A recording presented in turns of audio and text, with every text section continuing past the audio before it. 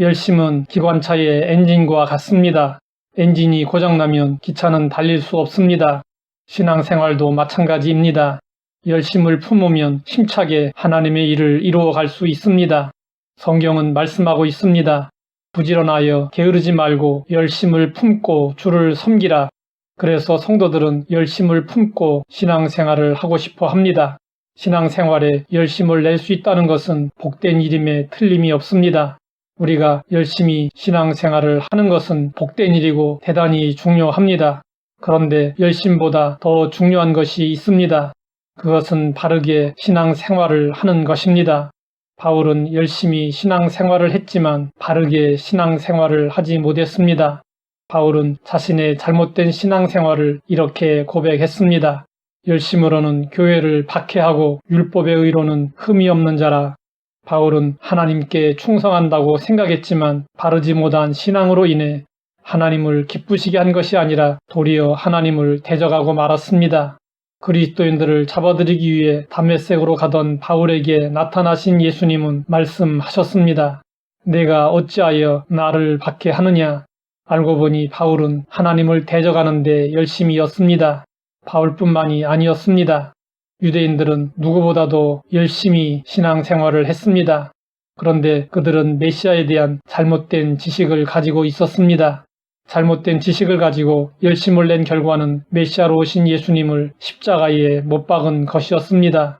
바울은 올바른 지식이 없는 열심의 위험을 이렇게 지적했습니다. 내가 증언하노니 그들이 하나님께 열심히 있으나 올바른 지식을 따른 것이 아니니라. 하나님의 의를 모르고 자기 의를 세우려고 힘써 하나님의 의에 복종하지 아니하였느니라. 오늘날 교회 안에도 하나님을 위해 열심을 내기보다는 자기 자신을 위해 열심을 내는 성도들이 더러 있습니다. 미국의 보노 박사가 하루는 꿈을 꾸었습니다. 꿈에 천사가 나타나 보노 박사의 열심을 저울에 달아보겠다고 했습니다.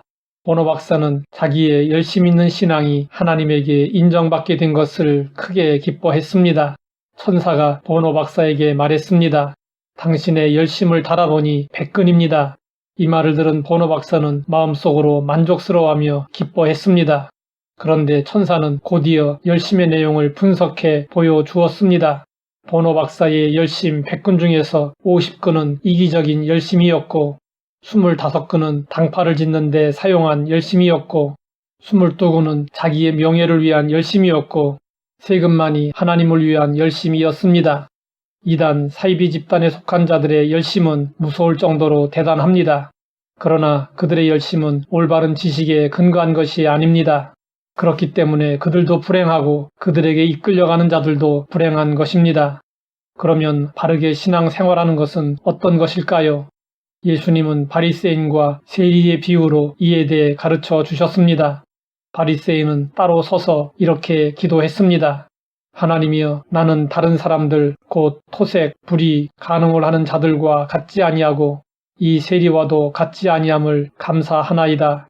나는 일해에 2번씩 금식하고 또 소득의 11조를 드리나이다. 바리새인은 자기 의를 자랑했습니다. 반면에 세리는 멀리 서서 감히 눈을 들어 하늘을 쳐다보지 못하고 다만 가슴만 치면서 이렇게 기도했습니다. 하나님이여, 불쌍히 여기소서. 나는 죄인이로소이다. 바르게 신앙생활하는 것은 자기 의를 드러내지 아니하는 것이고 나의 나된 것과 모든 것이 하나님의 은혜인 줄 알고 감사하며 오직 은혜 안에서 신앙생활을 하는 것입니다. 하나님은 미지근한 신앙의 사람을 싫어하십니다. 내가 내 행위를 아노니 내가 차지도 아니하고 뜨겁지도 아니하도다. 내가 차든지 뜨겁든지 하기를 원하노라. 내가 이같이 미지근하여 뜨겁지도 아니하고 차지도 아니하니 내 입에서 너를 토하여 버리리라. 그러므로 우리는 올바른 신앙을 가지고 열심을 품고 신앙생활을 해야 합니다. 하나님 아버지, 나의 의를 드러내고 있지 않은지 돌아보게 하시니 감사합니다. 하나님의 은혜를 알고 오직 은혜 안에서 살게 하옵소서. 예수님의 이름으로 기도드립니다.